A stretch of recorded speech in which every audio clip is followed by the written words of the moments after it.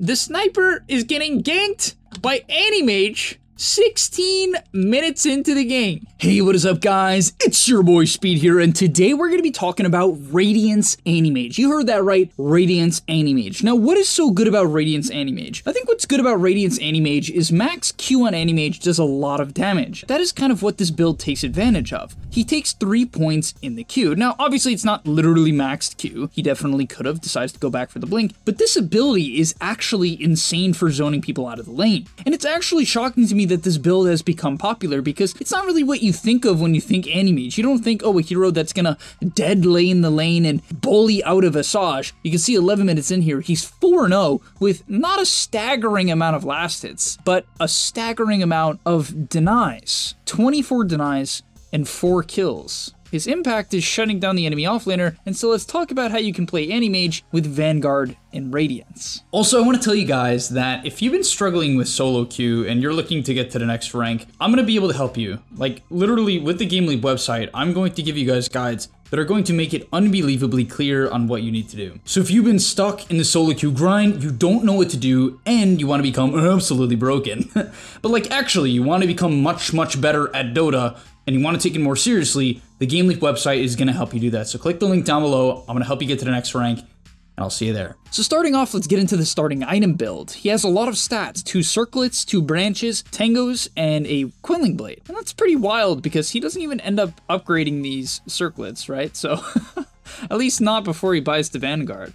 And so that's going to show how he just wants to do 2 things. Number 1, hit them at level 1. Your hero has 310 base movement speed, 5 armor, 61 damage, and you get another, it's like about an extra 16 damage per hit from mana break per hit, and of course you're burning a ton of mana. And I mean, it's like 32 mana per hit, it's a lot. So this ability is really just insane at level 1, and so is the hero's base stats. On top of that, you can tell he wants to get aggressive because the first item he ships out is a salve. And the reason why this works with his build, and it's kind of a Tundra approved idea, is how Tundra sees the game is salve is more efficient the more stats you have. That's part of the reason the Wand 3 branches build that Tundra popularized was good, because it was popularized during the salve meta, which fell off and the build kind of still stayed meta for other reasons. But yeah, it's kind of like playing around that. A ton of stats making salve more valuable because you can backpack the stats when you want to use it. So because of the fact that Visage is very dominant at level 1, he doesn't actually get a lot of auto attacks in. But I do want to say, if you're laning against something like an Underlord or something like a Tidehunter, it's very important that every time the Underlord or the Tidehunter walks up for a last hit, you're going to look to hit them. In this lane, it's mostly just creep aggro and defensive gameplay until the later levels. What he's particularly looking for is for the Visage to get isolated. Now at minute 6, this is where his gameplay completely changes. It goes from pretty passive, a ton of creep aggro, and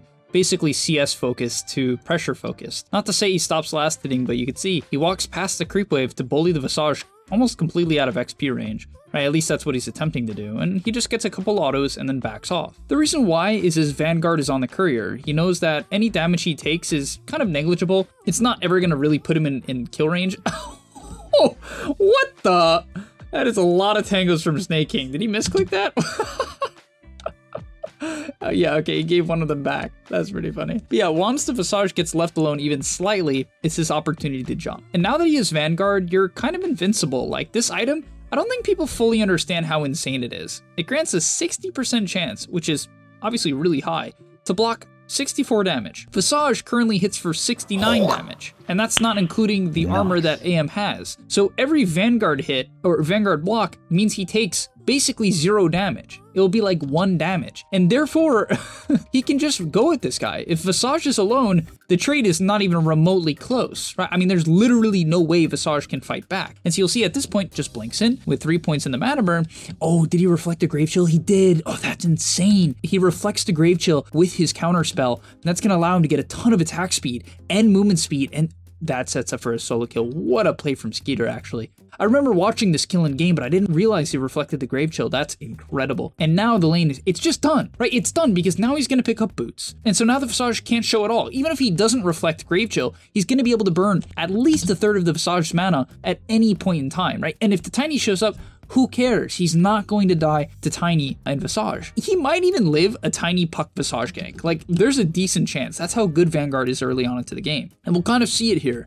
Ace tries to walk up at all, and he just walks him off the creep wave. After he walks him off the creep wave, he's gonna blink back and deny. It's very important that you do this. A lot of players will think, I have to kill, I have to kill. No, the goal is to zone them out. We'll see Ace kind of push off the creep wave here, so he's going to chase him. This is just a nice opportunity seeing Ace isolated, and he's going to once again zone him off the wave.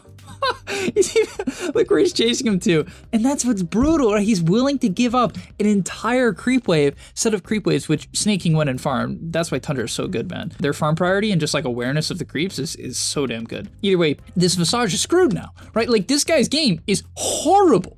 He's the bottom net worth core by nearly 2,000 gold on the Anti-Mage, and that's the power of this build. And if you think like, oh, this is the only hero that AM counters, like this is some Visage counter, it's certainly not. You can zone heroes like Beastmaster out of lane. You can honestly have a good lane against most ranged heroes, for instance, something like Nature's Prophet. While it typically is pretty good against AM, if you go Vanguard, the Treants do no damage to you at any point in the game. And on top of that, his autos fall off as well, as we actually see Skeeter chase down Tofu. And if you don't know Anti-Mage as well, anytime you fully burn them out of mana, you slow for 0.75 seconds for 35% at level 3.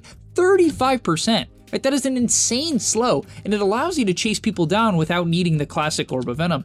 And trust me, you would never, and I mean never, make the play he's currently making if you did not have a Vanguard. But Gaming Gladiators understands we can't even TP in and kill him. No one threatens him. Undying doesn't threaten him. Sniper doesn't threaten him. Puck threatens him a little, but there's a good chance because of the counterspell in the Vanguard, Puck just doesn't do enough damage, and he ends up killing the Tiny. From there, he's going to push in the creep wave a little bit, but not too much. He actually puts a high priority on denying the creeps a lot, as they find another kill onto the Tiny. Oh man. And yeah, it's just insane, right? Like this gameplay is clearly extremely effective. He's top net worth without hitting a single neutral creep. And it just comes from being able to play absurdly aggressive. And it honestly makes sense. I mean, Vanguard AM has been a build in the past. This is not something completely new. But his way of being aggressive with it, especially with the movement speed slow when you burn their entire mana pool, is something, I'm not gonna say I've never seen it before, but it's something I've never seen to this extent before. And yeah, the goal is to stay in your lane for as long as possible. If you're picking this hero and you're buying this item and you get kicked out of your lane, it's probably not a good game for it, and you should just try again your next game. You know what I mean? Like, you just have to keep in mind that this build, it definitely can have some bad matchups. I can't cover them all right now, but it's the heroes that can pressure you through Vanguard, right? For instance, something like Primal Beast, like, you know, even though you can blink away from that hero, there's still a decent chance, like, Onslaught plus Trample is enough to kill you if he has, like, let's say a Puck to rotate in. So there's certainly matchups that aren't as good.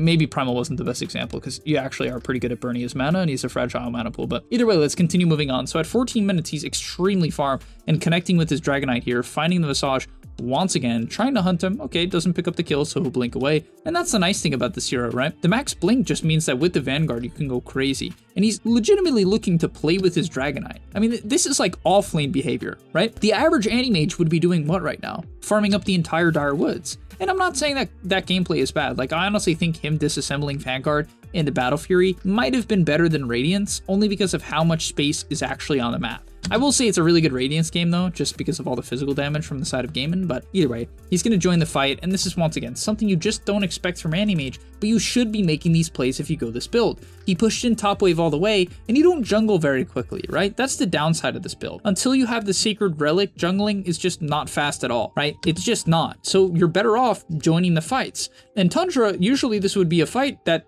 they don't want to take. Right? The sniper probably wouldn't even have died there. Likely he would have gotten helped and saved, but the damage is overwhelming from the Anti-Mage, and they find another kill. And now the Sacred Relic is picked up, and you finally start to really feel like you hit hard. He hits his basically first neutral creep of the game, which is pretty funny, and then takes Ancients. As you can see, it is somewhat slow, so put a priority on lane creeps. He was giving the lane creeps to the Dragonite and the Snapfire, but from there, he's going to kind of make his way over towards mid, not make his way into the jungle, right? If this is your typical Anti-Mage game, you would go to farm Dire jungle and then likely push out the top lane as that goes in. But instead, he's roaming and killing Dyrachyo. The sniper is getting ganked by Anti-Mage 16 minutes into the game. And oh, what an ulti. That's such a heads up play. Oh man. He must have checked his mana. Yeah. He clicked on the Puck briefly, saw that his mana pool was low. They find the Visage in the back.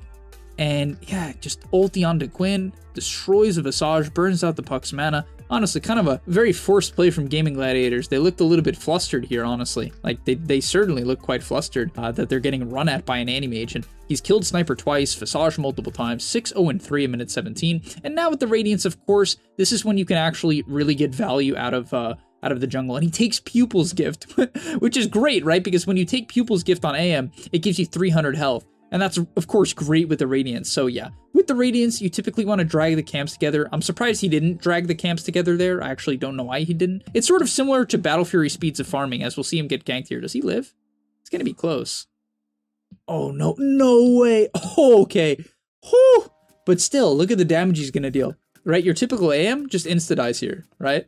Typical AM has like a Yasha and a Battle Fury, but he just has Vanguard and Radiance. So he takes very, very little physical damage, gets hit by a major gank here, and gets comboed, assassinated, undying ultied, and nearly lives. If he had a magic wand, he 100% lives, which is actually an item I think he probably should buy over the circlet. I think it's a pretty good idea to go back for it, just so you're completely unkillable. It's like the most effective cost per HP item in the game. But yeah, nearly gets out. But at the same time, right, they overcommit so damn hard. It's terrible, right? Like, the enemy team commits so hard for this play that they all fall, and Dyrachyo, man, now it's looking really bad for the Sniper. So yeah, as I said, with the Radiance timing, you want to start to drag the camps together and farm. You don't have to play hyper aggressive. You can, of course, move towards that Manta timing. And part of the cool thing about this build as well is the Manta works with the Radiance, right? So eventually you can split push much better because of the fact that you have a Radiance. And this fight upcoming here truly highlights the power of this build. Part of the problem with Anti-Mage when he goes Battle Fury Manta is that, number one, his HP pool is just not that good, and he's extremely susceptible to dying to physical damage. While his armor is going to be pretty decent with Manta style, you just get right-click to death, right? You simply die to right-clicks, but the evasion from the Radiance is really good, right? It's quite high. It's 15%. That's obviously quite good. And on top of that, when active, it causes them to miss 15% of their attacks. So I don't know the exact math. I don't know if it's just 30% evasion in that case. I'm not exactly sure how that works out, but you get 15% evasion, and then they also miss 15% of their attacks. So Radiance is actually way better than people realize for the carrier. As I said, I don't know if it's 30%, but it's certainly around that. In this fight, he's going to jump in, go onto the Tiny with the help of a DK stun,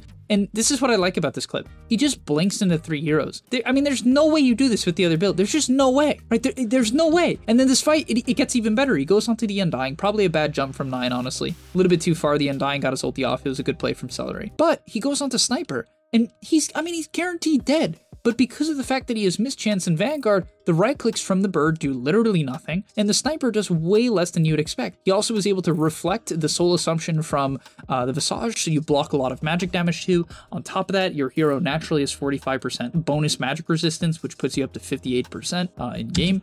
And yeah, he just ends up winning the fight for his team. Eats through the Sniper, back on the Celery, and that's a team wipe. 10k net worth lead at minute 20. And yeah, from there he slows down the pace of the game. He realizes he's very close to Manta, and the enemy team is basically sitting inside of their base, so there's no reason to chase them around the map and continue to kill. And this is a sign of a very good carry player, just kind of knowing when to speed up the game on his timings or on the enemy positioning, and when to slow down the game, because now he's able to complete his Manta before the next Roche fight. On top of that, he's also going to clear in the top wave, and yeah, it's very efficient, right? Even with the Radiance, very efficient as he's able to clear up all the nearby camps and then queues up a Scotty. Wow, this is actually a great Scotty game, 3 range cores. And one thing before this game ends very shortly, as Gaming Gladiators is going to call GG, I actually think it's pretty funny that he almost seems like he doesn't understand his limits, and I'm not trying to flame Skeeter hard here. I'm just saying, like, I think he's completely untouchable. He has an Aegis, he has a Crimson Guard from his Beastmaster, he has like multiple stunts from his team, he has a ton of evasion, right? The physical damage block and counterspell resistance. I actually think he could just like YOLO jump in. I believe he's kind of waiting for a stun from his DK that he could follow up, but I even believe that he could just blink into the enemy team, and I'm pretty sure he doesn't die at this point of the game. Like, I'm almost certain, especially if he gets Crimson, he just doesn't die. Right, like legit, he takes a little bit to blink in, he's hesitant, but then he eventually realizes like, oh yeah, I cannot die. Like, I mean, even if he didn't have Aegis, he can't die. Like, so I'm pretty sure he could have just YOLO'd into their fountain. Eventually he realizes as he's gonna hop onto Dyrachyo, it's like, yeah, wow, I actually don't tank damage at all. And yeah, that is clearly about the end of the game. Yep, they call it. And when you realize that you can't even touch the enemy carry, probably about the time to call it. But hopefully you guys enjoyed. I mean, this is definitely a build I want to try. I even might try it offlane. You can call me crazy, but I really believe that this offlane Anti-Mage, like, or Vanguard Anti-Mage, can be played in the offlane as well. It's obviously incredible in the safe lane, but the reason why I think it can be okay offlane too is because you can play this kind of body out the enemy safe laner style. As long as your matchup is like decent, right? If you're a hero, let's say you're against like something like Slark and you get off to a decent start, you can just kind of burn this guy's mana if he ever tries to trade with you, and then you threaten a lot of kill threat because any rotation is likely to kill the guy if he's low on mana. And, you know, maybe the same is the case for something like a Nature's Prophet or Terrorblade or anything like that, right? These heroes that potentially would threaten you if you don't have Vanguard, you can actually bully them out with it. And so yeah, it's definitely a cool little build, definitely something I want to give a shot, and something I'd recommend to all you carry players, because this doesn't even look like that good of an Anti-Mage game, right? The enemy team has a lot of physical damage. They have Avalanche Toss to catch you through counterspell. They have Coil. I mean, this is like not a traditionally good Anti-Mage game, but man, did he make it look like a good Anti-Mage game. So thanks so much for watching. I'll see you in the next one, and I'm out. Peace. And that's all, but remember, before you leave, come on, before you tune out, subscribe to the GameLeap website, where we are going to help you get to the next rank. If you're stuck, click the link down below, and I'm out. Peace.